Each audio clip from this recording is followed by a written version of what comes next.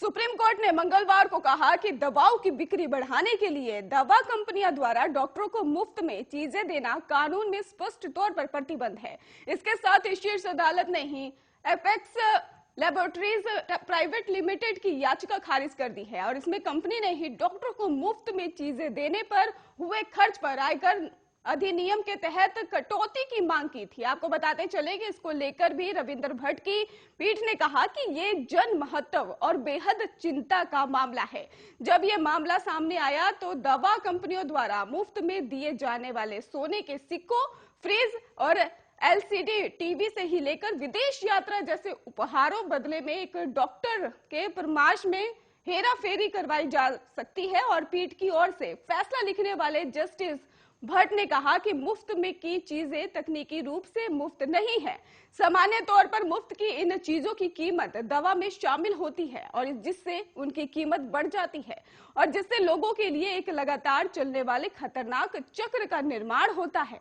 पीठ ने कहा कि प्रभावी जेनेरिक दवा के बदले ऐसी दवाओं के परामर्श का स्वास्थ्य और परिवार कल्याण पर संसदीय स्थायी समिति ने ही संज्ञान लिया था। शीर्ष अदालत ने कहा कि डॉक्टर का अपने मरीज के साथ विश्वास का रिश्ता होता है।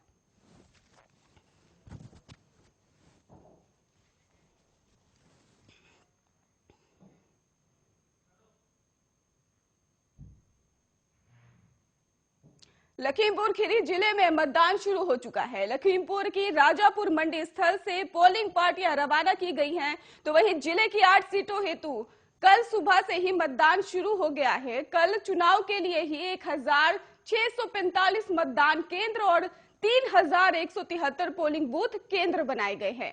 मतदाता इन केंद्रों पर ही 8 सीटों से 65 प्रत्याशियों का भविष्य तय करेंगे। लखीमपुर खीरी जिले की 8 विधानसभा सीटों पर कल मतदान के लिए रवाना पोलिंग पार्टियां एक दिन पहले ही रवाना कर दी गई।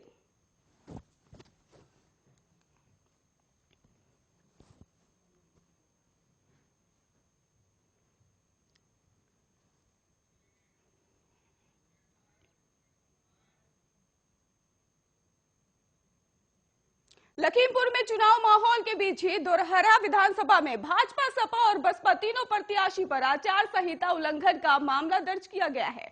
दरअसल कल शाम को 6 बजे ही चुनाव प्रचार बंद होने के बावजूद बिना परमिशन रैली निकाल रहे थे प्रत्याशी, जिसके बाद तीनों के खिलाफ मामला दर्ज कर लिया गया है। आपको बता दें कि आचार संहिता का मामला है ये। बिना आज्ञा के रैली निकालने पर प्रतिबंध लगाया गया।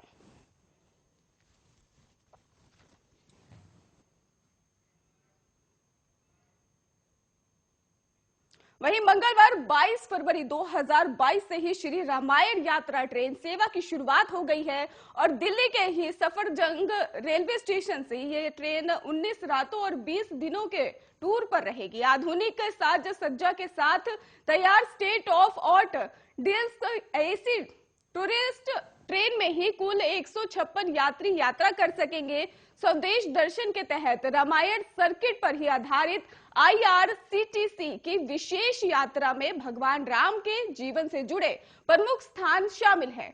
गौरतलब है कि रेल मंत्रालय के तहत सार्वजनिक क्षेत्र में ही उपक्रम Indian railway catering and tourism corporation limited ने ही श्री राम के जीवन पर विशेष जोर देने के साथ आत्माधिक पर्यटन को भी बढ़ावा देने के लिए डील्स एसी टूरिस्ट ट्रेन का ही द्वार लोकप्रिय श्री रामायण यात्रा संचालित करने का निर्णय लिया है। आपको बताते चले कि यात्रा का पहला पड़ाव प्रभु राम का जन्म स्थान अयोध्या होगा और जहां पर आपको बता दें कि राम जन्मभूमि मंदिर, हनुमान मंदिर, नंदीग्राम में भरत मंदिर का दर्शन कराया जाएगा। अयोध्या से ही रवाना होकर ये ट्रेन सीतामढ़ी जाएगी, जो जानकी का जन्म स्थान है, और इसके बाद नेपाल के जनकपुर में मौजूद राम जानकी मंदिर के दर्शन किए जा सकेंगे। ट्रेन का अगला पड़ाव बक्सर होगा, जहां पर राम रेखा घाट और पुरातन मंदिर के भ्रमण के बाद ही पर्यटकों को बसों से काशी लाया जाएगा। भगवान शिव की नगरी काशी में पर्यटक पहुंच पाएंगे।